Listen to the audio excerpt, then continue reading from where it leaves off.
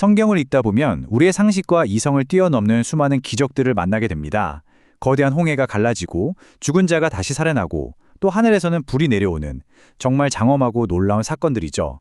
그런데요, 그 수많은 기적들 중에서도 예수 그리스도께서 공생애를 시작하시면서 보여주신 첫 번째 표적은 어딘가 좀 이상하고 솔직히 말하면 조금은 사소하게 느껴지기까지 합니다. 오늘 우리는 왜 인류 구원의 그 위대한 서막이 한 평범한 시골 마을의 결혼잔치에서 포도주를 만드는 일이었는지 그 안에 숨겨진 깊고도 놀라운 영적인 진실들을 함께 파헤쳐 보고자 합니다. 자, 잠시 한번 진지하게 상상해 보시길 바랍니다. 만약 여러분이 이 온 세상을 창조하신 전능한 하나님이라고 한번 가정해 보죠. 그리고 마침내 인간의 몸을 입고 당신의 그 신적인 능력이 세상에 처음으로 드러내는 그 결정적인 순간, 그 첫 번째 기적을 어떻게 사용하시겠습니까? 아마 대부분의 사람들은 아주 거대하고 누구도 부인할 수 없는 압도적인 권능이 드러나는 장면을 떠올릴 겁니다. 네, 맞습니다. 우리의 기대는 보통 이런 식이죠.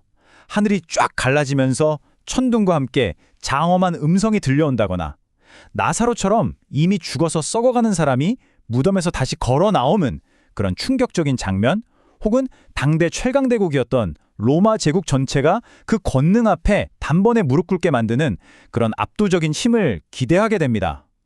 메시아의 첫 등장은 이 정도 스케일은 되어야 하지 않겠는가 하는 생각이 우리 안에 분명히 자리 잡고 있습니다. 하지만 예수님께서 실제로 우리에게 보여주신 첫 번째 현실은요, 우리의 이 모든 상상을 완전히 비껴갑니다. 인류를 구원할 거창한 심판이나 혁명이 아니었습니다. 갈릴리의 작은 시골 마을 가나에서 열린 한 평범한 결혼잔치, 바로 그곳에서 포도주가 떨어진 사소한 문제를 해결하는 것이었습니다. 바로 이 예상치 못한 지점에서 우리는 복음의 가장 핵심적인 진실 중 하나와 마주하게 됩니다.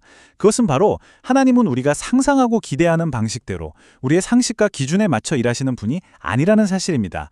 그러나 동시에 그분은 언제나 우리 인간에게 가장 절실하고 가장 근원적으로 필요한 방식으로 일하시는 분이라는 위대한 진리입니다. 이 이상하고 어쩌면 조금은 사소해 보이는 첫 번째 기적 속에 바로 이 놀라운 하나님의 성품과 그분의 일하시는 원리가 고스란히 담겨 있는 것입니다. 첫 번째 의미는 바로 수치를 덮는 은혜입니다. 우리는 여기서 아주 근본적인 질문을 던져야 합니다. 왜 전능하신 하나님은 인류를 구원할 그 위대한 사역의 첫걸음으로 한 가정의 지극히 개인적이고 사회적인 망신거리를 해결하는 일을 선택하셨을까요? 여기에는 하나님의 마음에 대한 아주 중요한 단서가 숨어 있습니다. 이 사건을 깊이 있게 이해하기 위해서는 우리는 먼저 요한복음이 이 사건을 부르는 독특한 단어에 주목해야만 합니다. 요한은 이 사건을 단순하게 기적, 즉 미라클이라고 부르지 않고요. 표적, 헬라어로는 세메온이라고 부릅니다. 이 표적이라는 건요, 사람들 눈을 현혹시켜서 와, 대단하다, 이런 감탄을 자아내게 하는 신기한 쇼가 아닙니다. 그것은 그 자체가 목적이 아니라 무언가 더 중요하고 본질적인 것을 가리키는 이정표, 즉 사인포스터와 같습니다. 요한복음 2장 11절은 이렇게 명확하게 결론을 내립니다. 예수께서 이 첫 표적을 갈릴리 가나에서 행하여 그의 영광을 나타내심에 제자들이 그를 믿으니라. 보십시오. 이 사건의 핵심은 물이 포도주로 변했다는 물리적인 현상 그 자체가 아닙니다. 그 현상을 통해서 그 이정표가 가리키는 두 가지 목적지, 바로 예수님의 영광과 그것을 본 제자들의 믿음으로 이어졌다는 사실이 핵심인 것입니다. 그렇다면 이 표적이 구체적으로 무엇을 가리키고 있었을까요? 이걸 알려면 당시의 문화적 배경을 이해하는 것이 정말 필수적입니다. 당시 유대 사회에서 결혼잔치는 보통 일주일 내내 이어졌습니다. 온 마을 사람들이 다 참여하는 아주 중요한 공동체 행사였어요. 이건 단순히 즐기는 파티가 아니라 그 가문의 사회적 지위와 명예, 그리고 손님을 얼마나 후하게 대접하는지가 모두 평가받는 공적인 자리였습니다. 그런데 만약 잔치의 흥을 돋우는 가장 중요한 요소인 포도주가 중간에 뚝 떨어진다면 그것은 신랑 측 가문에게는요, 평생 씻을 수 없는 수치와 공개적인 망신거리가 되는 겁니다. 저 집은 손님 대접할 준비조차 제대로 못한 무능한 집안이야, 이런 비난은 공동체 안에서 그 가족의 평판에 치명적인 오점을 남기는 심각한 명예의 위기였던 것이죠. 바로 그 치명적인 수치의 순간, 모든 기쁨이 사라지고 당혹감과 절망이 찾아온 그 자리에 예수님께서 개입하십니다. 이것이 우리에게 주는 첫 번째 심오한 메시지입니다. 하나님은 온 우주를 경영하는 거대한 구원 계획을 진행하시면서도 동시에 한 개인의 삶 속에서 벌어지는 구체적이고 현실적인 수치의 순간, 남들에게 말하기조차 부끄러운 그 실패의 순간을 결코 외면하지 않으신다는 사실입니다. 우리는 종종 기도할 때조차 하나님, 이런 사소한 문제까지 기도하기는 좀 민망하네요 라면서 스스로 문제를 검열하고 지워버릴 때가 있지 않습니까? 하지만 예수님은 이 첫 번째 표적을 통해 우리에게 분명히 말씀하고 계십니다. 나는 네 인생에서 작아 보이고 하찮아 보이고 그래서 네가 숨기고 싶어하는 그 텅 빈 공간을 똑똑히 보고 있으며 나는 그곳을 외면하지 않는다. 두 번째 의미는 낡은 것을 새롭게 하시는 예수님의 혁명적인 사역을 보여줍니다. 이 표적은 단순히 액체의 성분이 바뀌는 화학적인 변화가 아니에요. 이것은 구약시대의 율법적인 종교 시스템이 신약시대의 은혜로운 관계로 전환되는 거대한 패러다임의 전환을 상징적으로 보여주는 매우 중요한 사건입니다. 성경은 아주 의도적으로 그곳에 놓여있던 도랑아리들의 정체를 명확하게 밝힙니다. 요한복음 2장 6절 말씀입니다. 거기에 유대인의 정결 예식을 따라 두세 통 드는 도랑아리 6이 놓였는지라. 이 항아리들은 그냥 물을 담아두는 평범한 항아리가 아니었다는 거죠. 그 용도는 바로 유대인의 정결 예식을 위한 것이었습니다. 당시 유대인들은 율법에 따라서 부정한 것을 만졌을 때나 식사 전에 손과 발 그리고 그릇들을 씻어서 종교적인 순결함을 유지해야만 했습니다. 이 도랑아리들은 바로 그 반복적인 정결 의식을 위해 사용되던 구약율법 종교의 상징과도 같은 물건이었던 겁니다. 이 항아리에 담겨있던 정결 예식의 물과 예수님께서 새롭게 창조하신 기쁨의 포도주, 이 둘은 너무나도 선명한 영적인 대조를 이룹니다. 정결 예식의 물은 뭐에 상징할까요? 그것은 인간의 노력과 반복적인 행위를 상징합니다. 스스로의 힘으로 깨끗해지려는 시도죠. 외적인 정결함을 추구하는 내가 이만큼 해야 한다는 의무의 종교를 이어지기 쉽습니다. 그리고 그 기준에 미치지 못했을 때 우리에게 남는 것은 깊은 죄책감뿐이에요. 반면에 예수님께서 주신 포도주는 어떻습니까? 이것은 인간의 노력이나 자격과는 전혀 상관이 없습니다. 전적인 하나님의 선물이며 은혜입니다. 외면이 아닌 내면의 근본적인 새로움을 가져다주고 우리를 의무의 관계가 아닌 기쁨의 관계로 초대합니다. 그래서 그 결과는 죄책감이 아니라 넘치는 감사로 우리를 이끌어가는 것입니다. 바로 이곳이 예수님께서 이 표적을 통해 선언하고 계시는 복음의 핵심입니다. 이제 더 이상 너희의 노력으로 스스로를 정결하게 하려는 그 끝없는 죄책감의 순환을 반복하지 않아도 된다. 내가 너희에게 값없이 선물로 부어주는 은혜의 기쁨을 마음껏 마셔라. 이것은 낡고 우리를 지치게 하는 종교의 시대를 끝내고 새롭고 생명력 넘치는 은혜의 시대를 여는 장엄한 신호탄과도 같은 사건이었습니다. 세 번째 의미로 넘어가면 이 사건의 시야가 더욱 넓어집니다.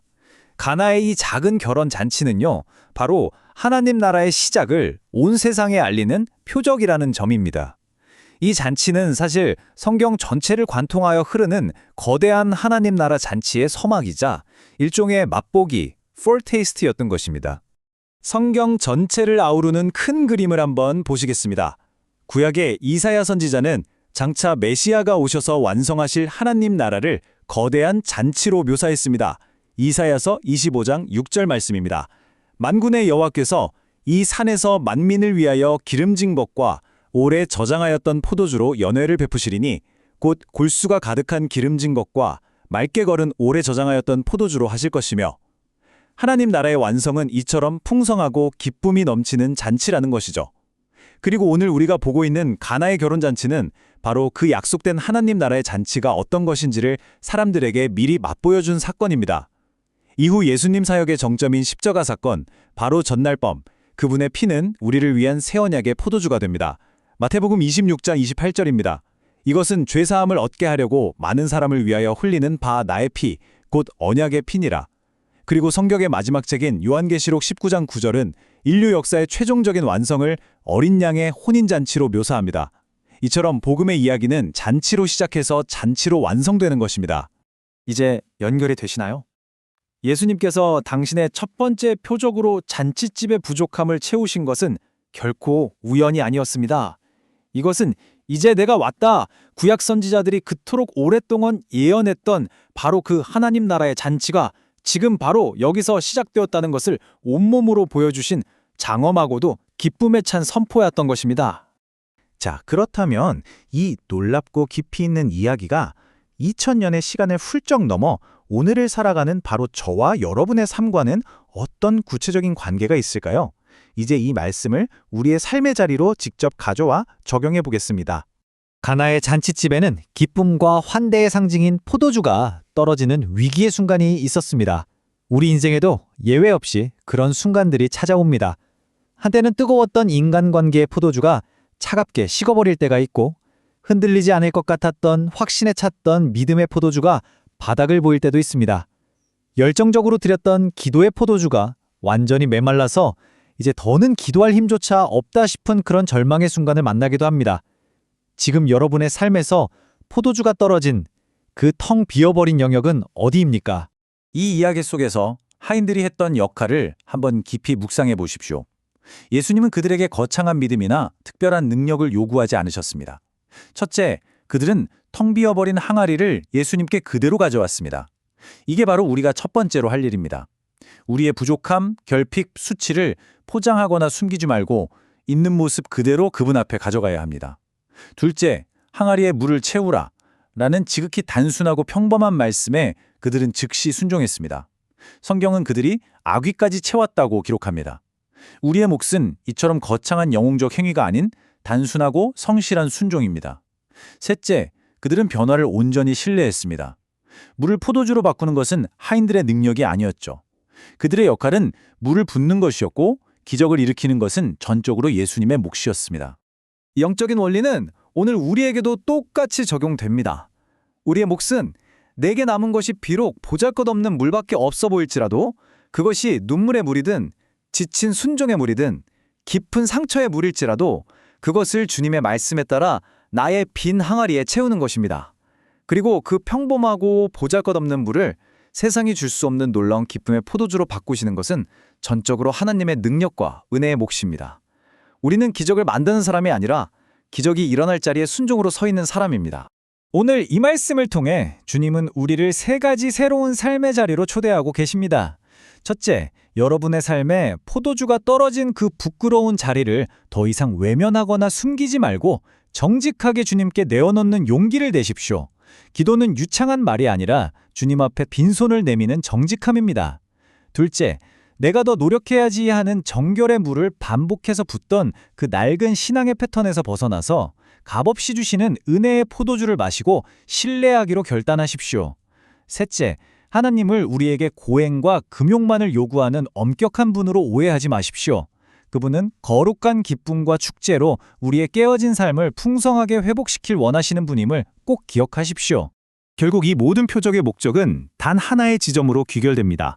다시 한번 요한복음 2장 11절의 말씀을 읽어드립니다. 예수께서 이 첫 표적을 갈릴리 가나에서 행하여 그의 영광을 나타내심에 제자들이 그를 믿으니라.